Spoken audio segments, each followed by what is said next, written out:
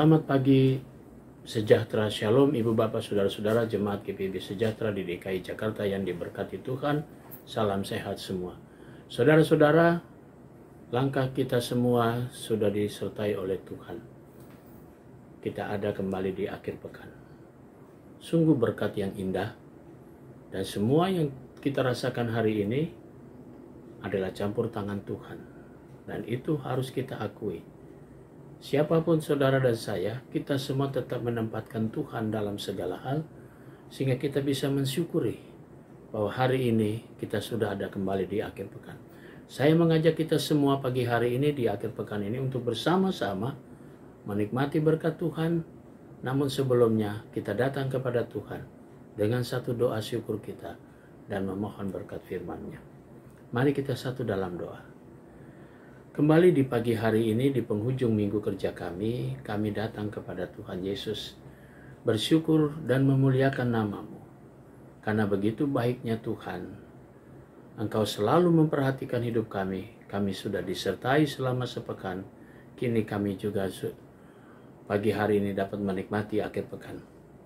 Tuhan, sebelum kami mengisi dan berjalan di akhir pekan ini, kami ingin firman-Mu menjadi pelita bagi kaki kami dan terang bagi jalan kami. Karena itu karuniakan Roh Kudus-Mu yang memampukan kami semua untuk dapat mengerti akan firman Tuhan, dan kami dapat melakukannya seturut dengan kehendak-Mu. Bersabdalah kepada kami semua, ya Yesus Kristus, kami sudah siap mendengarkannya. Demi nama-Mu Yesus Kristus, firman yang hidup, kami berdoa. Amin. Saudara-saudara, pembacaan Alkitab kita pagi hari ini terambil dalam 1 Korintus pasal 9 pada ayatnya yang ayat pertama sampai 18 dan penekanannya pada ayat 17 berkata, "Kalau andaikan aku melakukannya menurut kehendakku sendiri, memang aku berhak menerima upah. Tetapi karena aku melakukannya bukan menurut kehendakku sendiri, pemberitaan itu adalah tugas penyelenggaraan yang ditanggungkan kepadaku." Demikian firman Tuhan. Judul yang menjadi landasan renungan kita berkata, Pemberita Injil yang jujur. Saudara-saudara yang Tuhan Yesus kasihi, tak disangkal bahwa pekerjaan pelayanan yang dilakukan oleh Rasul Paulus selama berada di Korintus, dia melayaninya dengan sukacita dan sukarela. Dan tentu apa yang dia dapati selama pelayanan itu berkat dari karya kerja dia dan pelayanannya. Namun ada banyak orang juga menggunakan kesempatan untuk mencari keuntungan pribadi.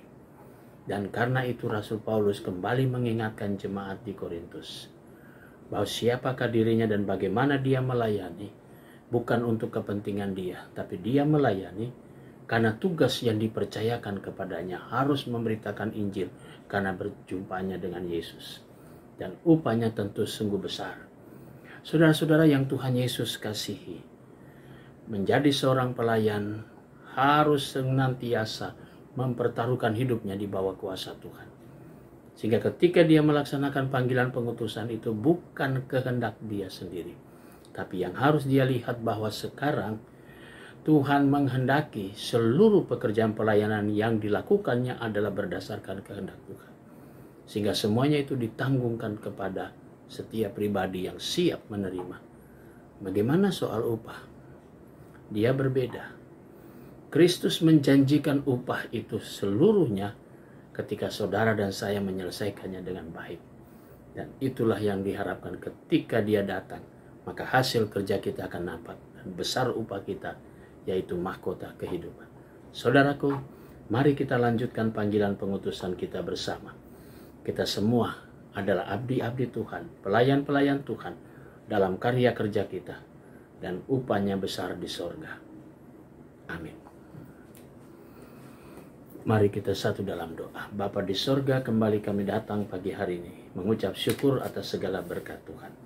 Kami mau berdoa untuk jemaat Tuhan yang masih dalam proses pemulihan dan perawatan di rumah sakit.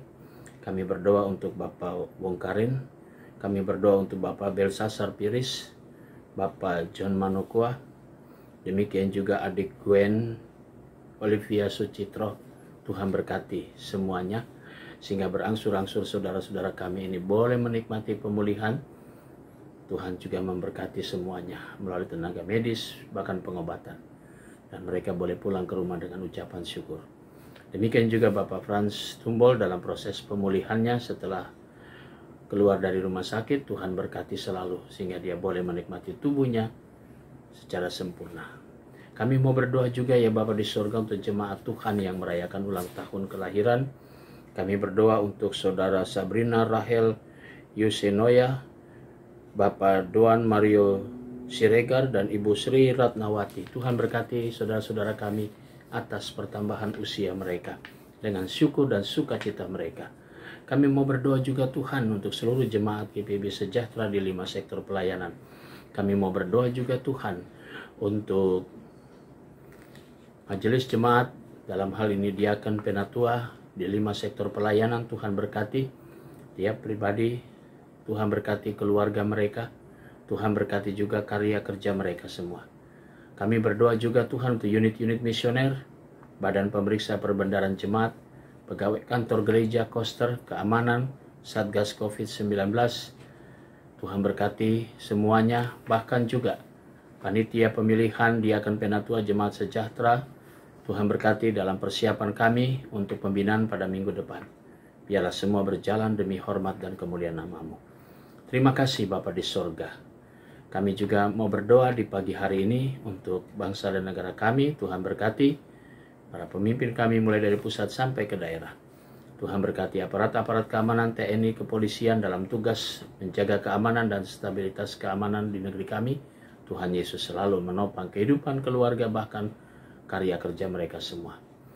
Inilah doa kami di akhir pekan kami ya Bapa, yang kami naikkan semuanya hanya di dalam satu nama Yesus Kristus, Juru Selamat kami yang hidup. Amin. Selamat pagi, selamat menikmati akhir pekan. Tuhan memberkati saudara.